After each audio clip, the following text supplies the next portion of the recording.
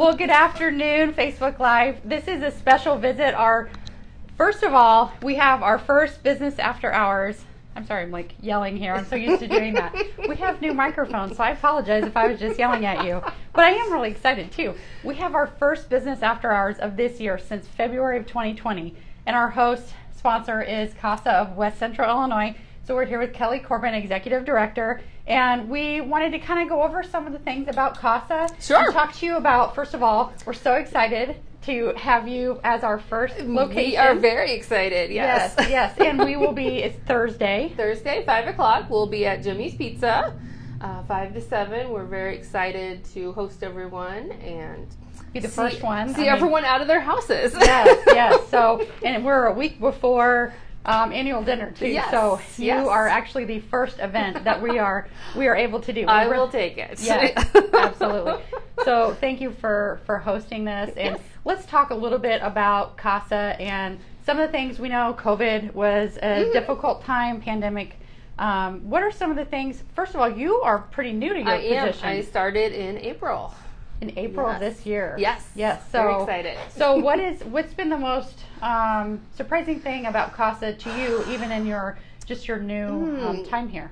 You know, we have such a great staff and team here, and everybody's just, full into our mission and doing what needs to happen to help children, and it's just really nice to be a part of that. Yeah, and you were aware of that, but being in the midst of it really is probably eye-opening. Yep. I had been on the board about 5 years ago, and I knew of Casa, but now I'm in the middle of it. Is a great feeling. Absolutely. So what was your inspiration for pursuing this position? Sure. I had been at my previous employer 17 years, and I just was looking for a change and to move up a little bit, and this was a great fit. Absolutely, and fulfilling a major part of probably your goals in life too. Yep, I am just a nonprofit girl at heart, and it fit well, and I get to do great things every day and see awesome things happen. Absolutely. So things are picking up. So you're probably picking up some more cases, or you have cases that could use some more Casas for, right? Yes. So right now we're serving 93 children. Last year we served over 260. We had to stop accepting new cases because we did not have enough volunteers. So we're really in a rebuilding phase. We gained 6 new volunteers a few months ago. We have 6 in a class right now, and we'll have another class in September. So we welcome anybody to give us a call or visit our website and see what it's all about. And I saw Annette Mcallister outside the door. So she's one of the volunteer teachers? Yeah, she's our administrative assistant and our trainer. So you get to hang out with her for 5 or 6 weeks and learn all about becoming a Casa. Becoming a Casa is quite an opportunity. You do 30 hours of training, you get sworn in by the judge, so it's a big deal.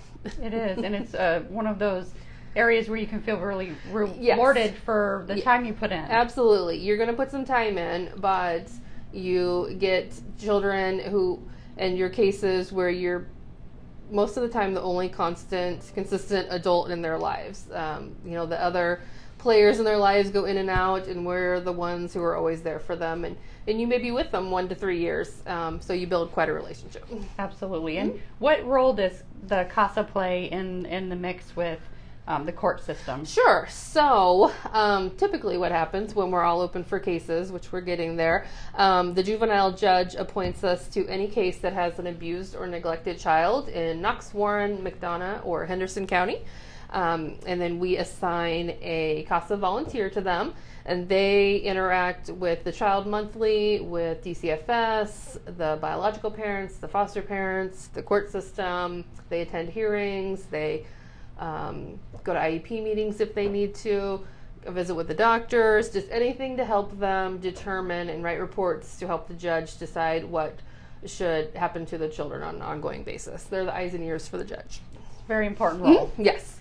So it isn't something like a small thing. This is such a huge part of the lives of children in our own community who are impacted by the efforts through your volunteers. And until you are in it, you don't realize how around you it is all the time. And, those kids need someone to advocate on behalf of them and be with them, since not all of them go to court, someone to speak on behalf of them when you do go to court. So if anybody out there is looking to make a difference, especially maybe the rest of this year and a couple years going forward, definitely talk to Kelly or her team here. If you're looking to volunteer, this is definitely something that will set well, I think, with maybe some of the goals you have in our community, make an impact, especially in the lives of a child and their family. Absolutely. And you hope to connect the children back to their families, right? Yes, our goal is to hopefully put them back with their biological parents, but if not, a safe, permanent home.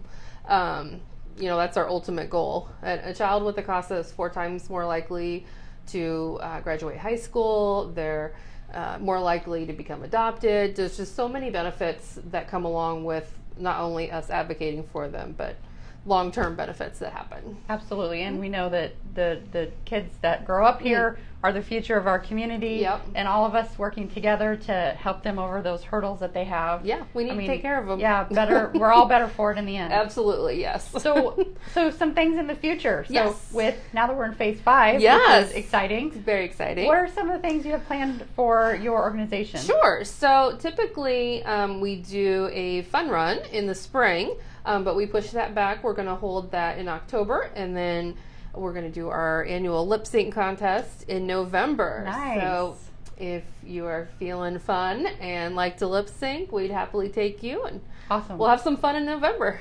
I can think of a couple people, but I won't name any names right now. But I've been to that event in the past, and it's hilarious. It is, yes. It's entertaining. It is something you want to put on your calendar. It's in November. Yes. The lip sync contest, and then the fun run you mentioned in October. Yep. So you're kind of heavy at the fourth quarter. Yep. And then we'll be back to our spring fun run next year. Absolutely. Yes. Some things kind of hopefully returning to normal schedule for 2022. Yes. I hear that too. We have all of our events starting in June through the end of the year at the Chamber too. So hopefully next year we'll be back to normal. And I think people are excited though to see things happening. Yes. And just in general be able to be part of our community again, just in a different way. Yeah.